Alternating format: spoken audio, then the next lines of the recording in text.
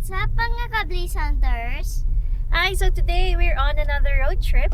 So dahil lunchtime na nga and gusto namin kumain sa labas, pero gusto namin sana yung somewhere na relaxing and iwas sa busy streets ng CBD, ay naisipan naming bumalik sa restaurant na minsan na naming napuntahan sa Luwakan, Itogon, Benguet. Tara, samahan nyo kami sa Amante Bistro. Let's go!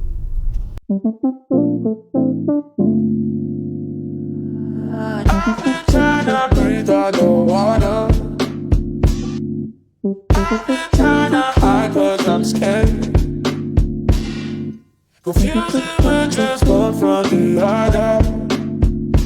'Cause it doesn't mean so much in the end. Alright guys, so nakabalik na nga tayo dito sa Amante Bistro kasi nga natuwa tayo at nagustuhan natin yung last time na pumunta tayo dito.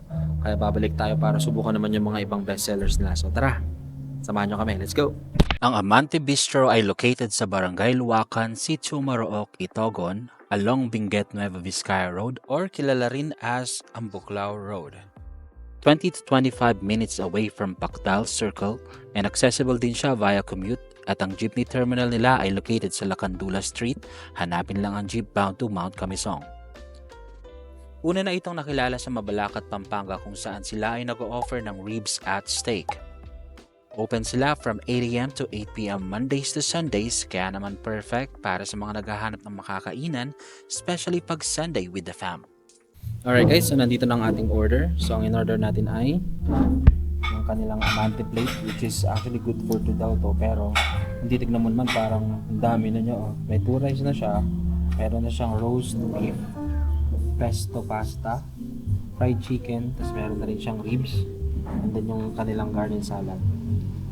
Tapos, yung isa naman ay ang kanilang porterhouse steak. So, porterhouse steak, may kasama siyang mashed potato, salad, and then wedges for the fries, tsaka sweet potato yata. And then meron din silang salpicao, beef salpicao. So may kasama siyang mushroom with rice na rin yan. Tapos yung kay Cassie naman ay, what is that? Fries, chicken nuggets. Ito yung nagustuhan namin dito kasi wala daw preservatives yung yung mga food nila. So yeah, wala siyang MSG. So plain salt and pepper lang yung ginagamit nila, which is good for our health, diba? So yun, yan. So meron siyang chicken nuggets si Cassie.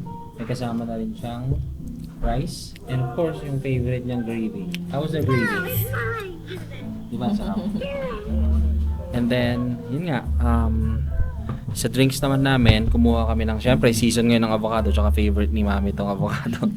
So, avocado yung kinuha niya. Ayan. Tapos sa akin, mango. And then, kay Kuya, avocado din. Then kay Cassie, on the way pa yung kanyang strawberry, so later. So, ayun. Stacking every month, put that work in. I deserve to stand. Bring the baddies to the front.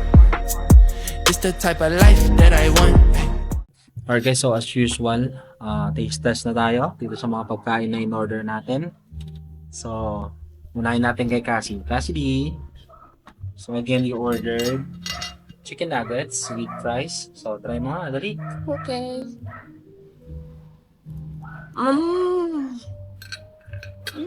Love it? What's taste? How's it taste? It tastes good. It's Taste. crispy Uh-huh. again, Mhm. and I love it. You love it? Okay. Like it? Wow. So, real chicken siya? Oh, wow. Actually, first time ni Cassie na nagustuhan niya talaga yung Homemade na homemade na gravy, tapos homemade na Oo. na nuggets. So, yeah. Nice, nice. How about you, Kyle? Next. Of course, try natin yung steak. So, Try mo muna to kasi beef din to eh. Ano to? Salpikaw muna kasi it's Salpikaw. sizzling eh. Since you're the beef lover, yan.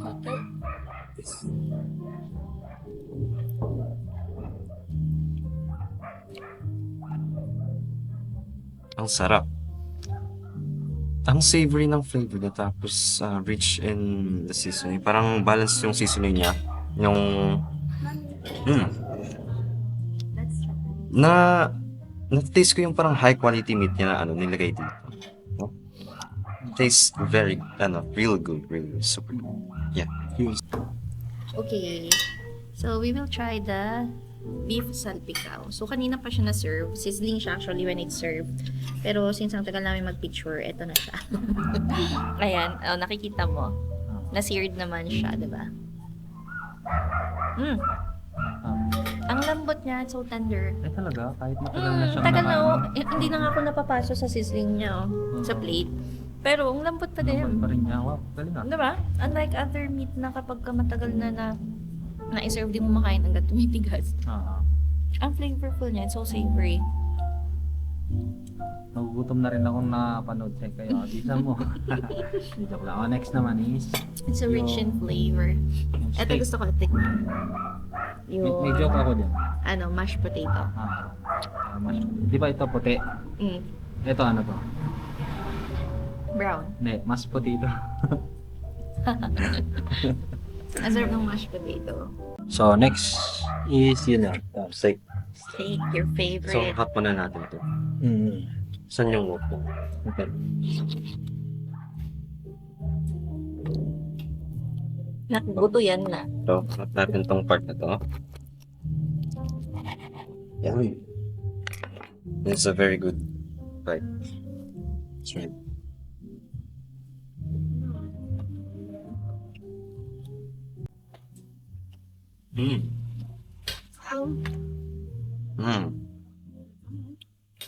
Very well cooked yung steak niya. It is savory, rich in flavor, and very tender. It is very well seasoned siya, so it highlights its quality na it's super high end. And here, let's try the mashed potato Kasama yung mashed potato. with gravy.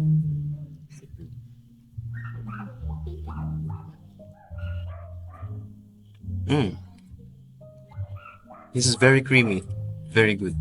It goes well with steak. It's very delicious. Importante dyan yung tenderness niya kung talagang malambot. Yeah. Malambot? Sige, mami naman next. Eto, you wanna try anything? Ay, ito, may roasted beef dito. May roast beef dito. Roast beef. Oo, yan yung last time Maraming ko. Ang sarap yan, no? Wait lang, mahirap There you go. Let's try this. Sige, kunin mo na Marami yan. yan, Devour it. Marami yan. Ito, let's try this. Sige.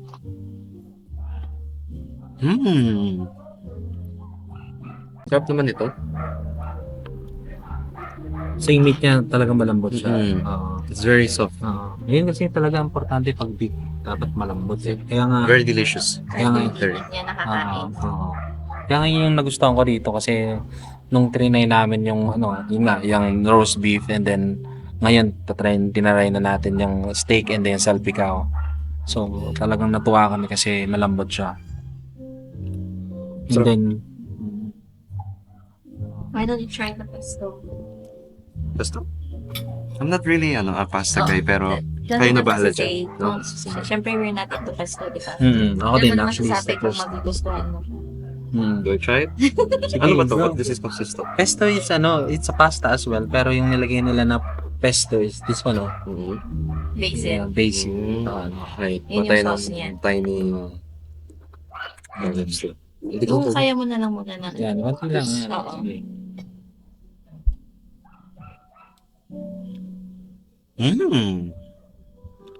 Very herby siya, pero ang sarap.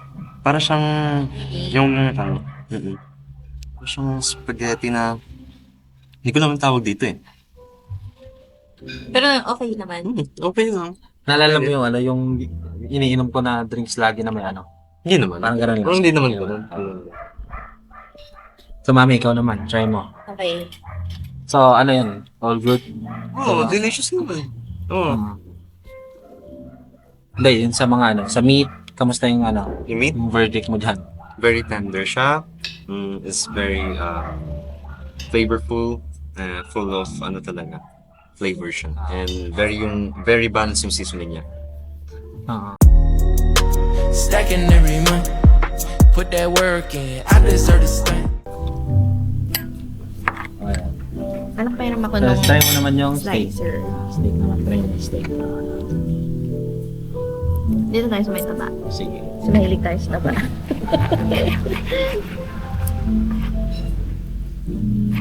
The best part pa talaga. Oo. Kasi yung fats yun yung pinaka-flavorful part.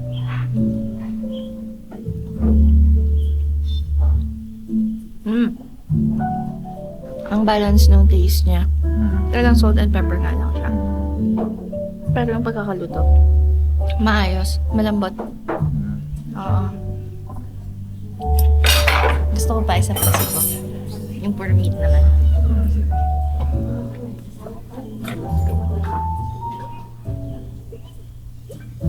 Balance lang yung taste. Pwede pa sa mga mga may high-end cholesterol, high blood, something like that. Best paired siya sa mashed High potato. quality yung meat, no? Mm-mm. Kasi dito pa lang titingnan mo, kung titingnan mo ng ganyan, no? Ayan, medium well yung na-request ko kasi yun yung done na gusto namin. Hindi kami masyadong Ganda ng pagkaka-grill niya, oh. Pero- Meron talagang Oo, mga di ba? Ang ganda ng This is a Oo. porterhouse nga pala. So, Oo. then, ito naman mami. Try mo Alin, yung ako try na. roast beef. This is Okay. the roast beef. So, let's try the roast beef na natikman na natin nung nakaraan. Grabe to, no? Ang dami, no? Mm.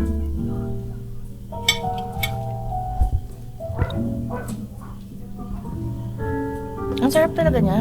Lalo na yung gravy na naka-drizzle all over that. Mm. Perfect bite. Sobrang lambot talaga. Mm. May-enjoy mo talaga yung pagkain mo sa beef pag ganyan sobrang lambot. Okay, try natin yung ribs. Yung pesto muna. Try ribs muna. Uy, lambot din ng ano. Okay, so madali lang siyang tanggalin. Ayan, no? Diba?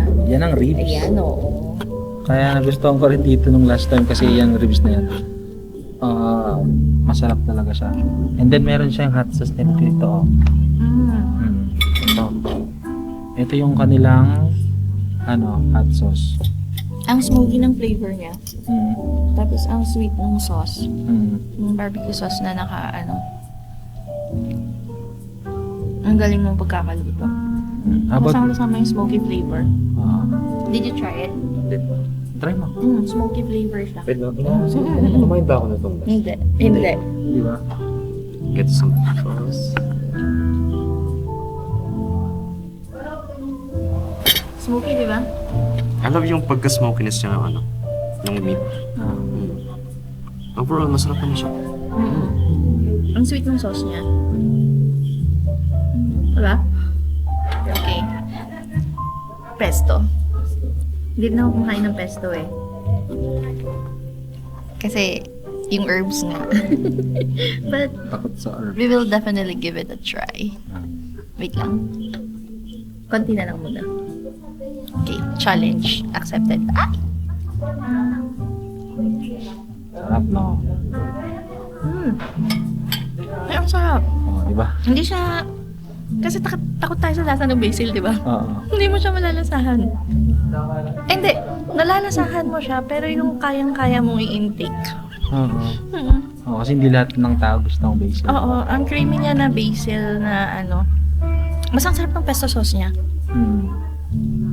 So, dito lang talaga tayo nakakain. Yeah, I ng could eat it. Oo. Parang may pagka-garlicky flavor siya. No? Natitikman mo yan?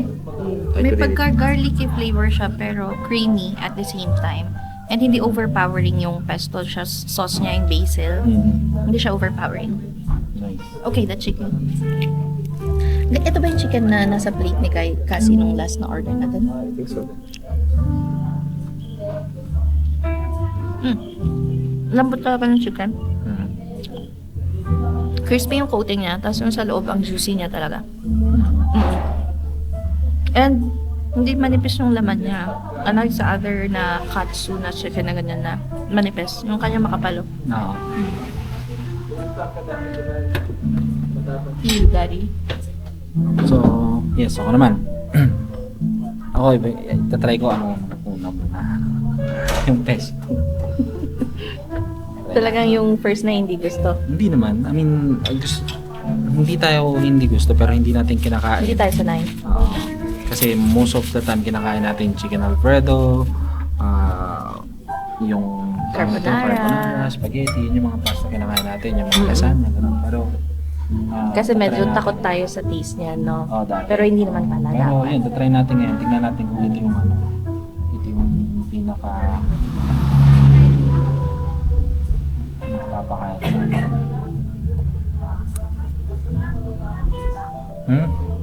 Oo nga. Ang sarap. Promise, hindi kami kumakain ko. Pero ngayon lang. Ang sarap pala. Di ba?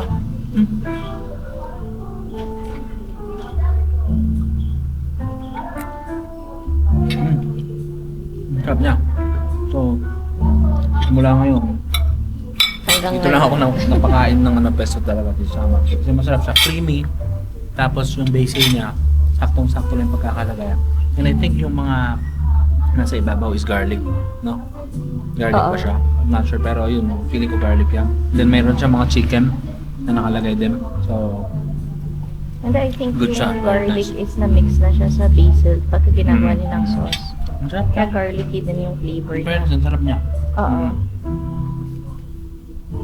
Tapos yung pasta niya, hindi siya malata, hindi siya saktong-sakto yung pagkakaluto niya. Alam mo yung may natikman kasi ako nun, talagang lasang lasa mo na ang lakas ng flavor ng basil. Ito hindi eh. Ang sarap niya. Oo, perfectly balanced talaga lahat, no? Oo nga. Baka mapagawa na ako ng ganito sa bahay ah. Di ba? Okay, next is ito, syempre ito. Last time try natin yan. Ano sabi ko nga, ito bestseller nila. Itong ribs kasi dapat pala may pare siyang ganito. And di ba normally yung mga chili parang normal maanghang lang siya na plain. Pero itong ano nila, chili paste nila, iba yung lasa talagang. Meron siyang something na hindi ko talaga ma-identify kung ano. And so, ang sarap niyang ihalo sa ano, sa kahit ano. Pero perfect siya dito sa ano. So yun, nagayan natin ito. Oo nga, smoking flavor na. Tapos, yun, kumagat yung ano. Ang lasa ng sili. Itong chili paste. Meron talaga siyang ano, hindi ko talaga mawari kung ano yung taste na yun eh. Pero ang sarap niya. So, next is Sweet chili talaga siya. Sweet chili siya. So, meron din siyang sides na ano, na zucchini tsaka carrots. So, yun. Tap. Tap them. Ini-equalize niya yung ano, yung lasa ng mga nandito sa plate nito. So, next natin is yung steak. Porterhouse. Dito tayo sa ano, laman. Wanna try the porterhouse, Cassidy? This one is the steak. Oh, ang lambot. Kahit wala siya sa ano. Ang lambot niya. Actually, matagal na siyang nai-serve sa atin eh. Pero Oo. malambot talaga lahat eh, no? Kasi picture tayo, picture. Oo. Ang lambot niya. Kaya pala bestseller din na. Tapos try natin ito, mashed potato. Sarap, meron siyang ano, Cream. cream tsaka butter. Then, daw salpikaw tayo na. Siyempre, lagyan natin mushroom. Oo nga.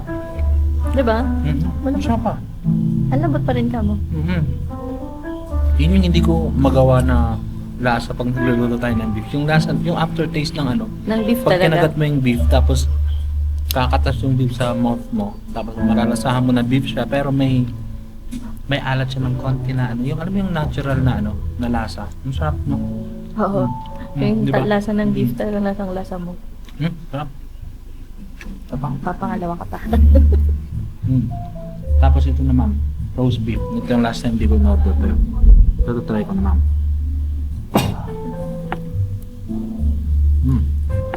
Bakit?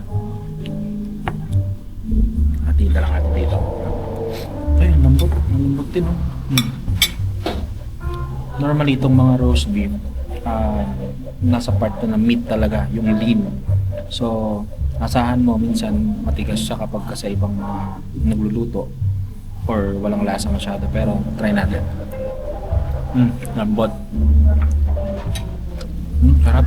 Yun yung sinasabi ko na mayroon siyang yung lasa talaga ng beef na lumalabas. Kasi salt and pepper lang yung ginamit. Sarap. Hindi sila nag-overpowering sa mga seasonings. Tapos kahit ano to, kahit matatanda na ano, kayang-kayang nguyain kasi malambot siya eh. Walang tapon, no? Diba? Oo, hindi maaksaya. Dali natin sila lolo't lola mo dito next time. Gusto nila yan. Malambot to. Okay, Ito na. Oh. next na. Diba? So, Chicken, ang daddy. Mo pati na yung chicken na yan. Na-try mo naman na, so okay na. Okay na.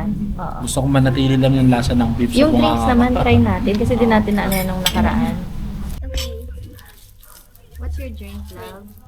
Strawberry.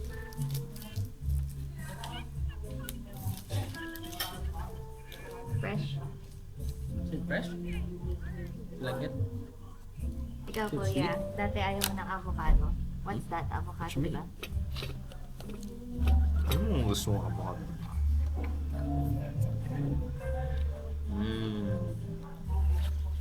Sweet siya.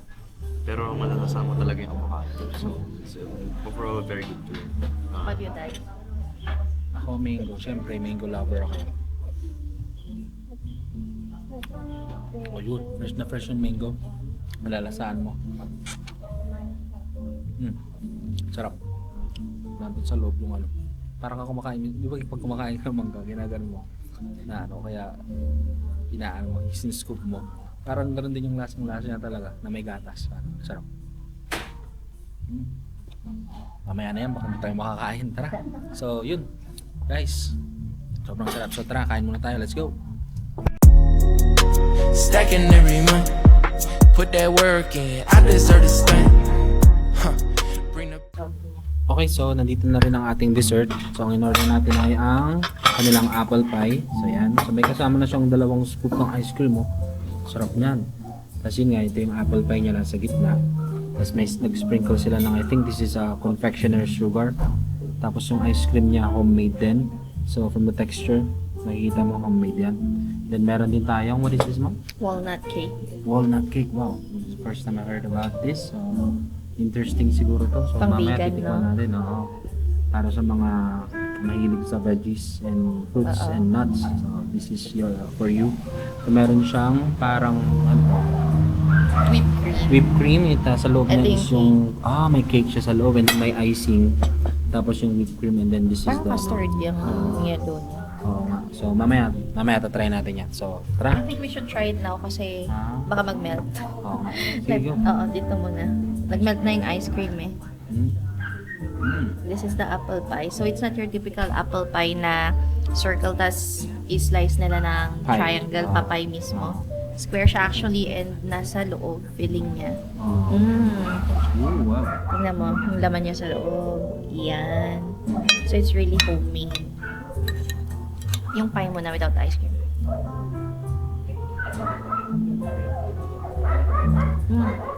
Lasang-lasa mo yung apple na may cinnamon. Tapos may hint din ng raisins. Hindi siya masyadong matamis. So, yun na siguro yung gamit ng strawberry, no? Para ma-balance lahat ng ano niya. Oy! Not your typical strawberry ice cream. I think it's also homemade. Kakaiba yung lasa niya. Lasang-lasa mo yung strawberry talaga. Ang ganda ng pagkakagawa. Ang sarap. Okay. Okay guys, so may nalaman kami na yung kanilang ano pala, itong walnut dessert na to is a recipe from Slovenia. So, ang tawag ay Lechka Gramada. So, what they called it? What? Walnut. Walnut cake. Kasi nga, Para it's easier to pronounce. marami siyang walnut. So, yun. Pero, the real name of this cake is Lechka Gramada. And gumawa talaga siya nung chef nila na Slovenian. And even this, itong apple pie. Iba Apple pangalan. pie nila is, iba rin daw yung pangalan. It's also, this is a traditional cake daw pala. Ng Slovenia. Ng Slovenia. Kinaluka John Chick. Diba? Let's try it. Try mo na. May cherry on top to, kaso na cherry on top na ni Cassie. Okay. So, start tayo, ano ba? Hanggang baba. Huwag na muna yung whipped cream. Or with the whipped cream, para maano natin yung lasa.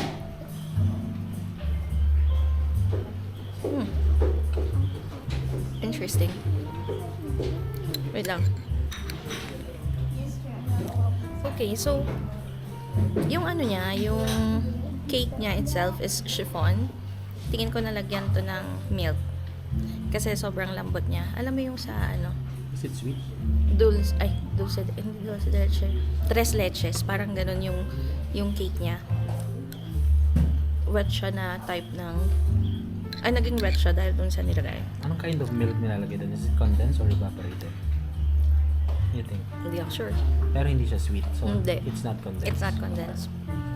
Blend yun ng ano kasi, hindi lang siya isang milk yun eh. Tapos ito daw is custard. Custard. Oo nga, itsura pa lang yun. Mm-mm. Masarap na custard na yun. Mm-mm. Ah, Hindi lang siya matamis. talaga? Oo. Good for the health nga, no? Mm-mm. Ah. Ang dami niyang walnut. Uy, may raisin siya sa gitna. Oh. Mahilig sila sa raisin, no? Kaya pala yung apple pie, may raisin din. Kasi Slovenia pala yung... Oo nga. Di ba nga, sa mga European countries, mahilig sila sa raisin. Kasi nga, grapes is naturally, growing Tikman in mo. their country. Ay, thank you po. Ay, ang sarap ng ano. Try it.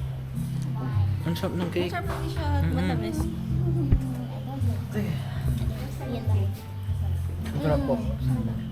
Hindi siya ganun katamis, hindi siya pwede sa may diabetes. Oo, totoo. So, kung health conscious ka, this cake is for you. Oo. Oo. Stacking every month. Put that work in. I deserve to spend. Okay, gusto Okay. mong baterol? Ayan. So, this is their chocolate de baterol. So, gawa daw ng ng mga Aita from Pampanga. Kasi the resto helps the Aitas daw. So, tingnan natin. Made from the Philippines. Teka, mainit. wait lang.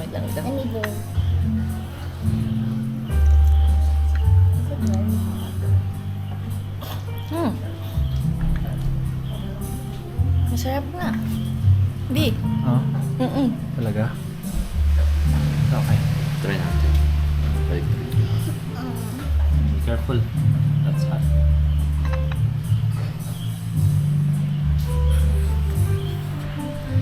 May pagka-nutty yung flavor niya. Napasok. Nutty flavor, no? Natural flavor talaga. Oo.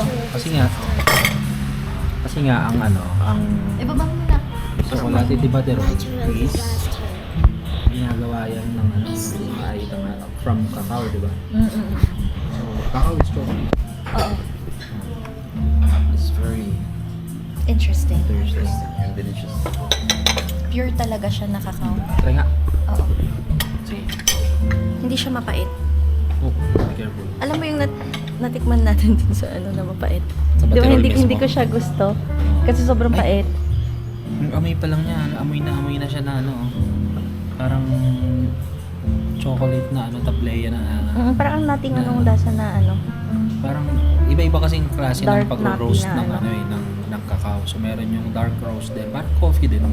Depende yun. So kung sobrang dark ng pagkaka-roast mo sa cacao, papait talaga yun. Kaya yun, ito siguro light lang para hindi ganun siya katakaw. perfectly roasted. Ay, oo nga. Hindi siya mapait, di ba? Tapos yung lasa talaga ng cacao. Mm-hmm. Kasi di ba nung meron kami cacao doon sa amin. Nakain mo na ng fresh? Nakain ko ng fresh yung mismong niya. Tapos bibilad mo yung yung mismong buto. Tapos nga, i-roast mo nga dun sa may sa may Ikirog mo. ikikirog mo gano'n. Tapos hanggang bibit-bitin mo, kakainin gano'n. Kaya gano'n na Pwede gano'n yung kainin lasa ng niya. gano'n yun? Oh, Sarap, di ba? gano'n na gano'n yung lasa niya. Very nostalgic kasi nung kabataan. Pero hindi ako gumagawa ng tsokolate ah. Yun lang ano mismo, yung buto ng kakao. Para siyang nuts na nakinain mo, peanut Oo, na ano. Peanut. Alright guys, so tapos na tayong kumain. Ayun, dami pa rin natira. Oh. Ayan oh. Sobrang laki ng serve. Pero yung ano, yung steak, siyempre chicken. Kyle pa ba? Ayan, yung salpikaw rin ng boots. Dessert, ayan oh. Marami talaga siya. Hindi na naubos yung dessert kasi ang dami masyado ng meat na nakain natin. Alright guys, so kagagaling nga natin doon ulit sa Amante Bistro. And as expected, talagang hindi tayo na-disappoint kasi nga yung mga in-order natin is talagang bestseller naman talaga. So, for me, still, actually 10 out of 10. Kung 11 nga, pwede yun ang score ko. So, yun sa akin, talagang malambot, yung karne, yun ang pinaka-importante, masarap. Kahit na nga yung salpikaw is na lumamig na, is malambot pa rin siya. Di ba normally ang beef pagka hindi siya high grade, medyo titigas siya kagad. Pero since USDA yung mga gamit nila doon, malambot siya talaga. So yun sa akin. Same thing sa customer service, still the same. Napaka hands-on nila. And then pagdating din sa sa ambience, mas lalo yung ambience ngayon kasi nga 'di ba, Baguio City, Benguet, so makikita mo talaga foggy yung place. Mas naging relaxing yung yung pag-stay namin doon na kumain. So yun lang. Stacking every month, put that work in, I deserve to stand. Bring the baddies to the front. It's the type of life that I want. It's the type of life that I want. It's the type of life that I want. Yeah. It's the type of life that I want. It's the type of life.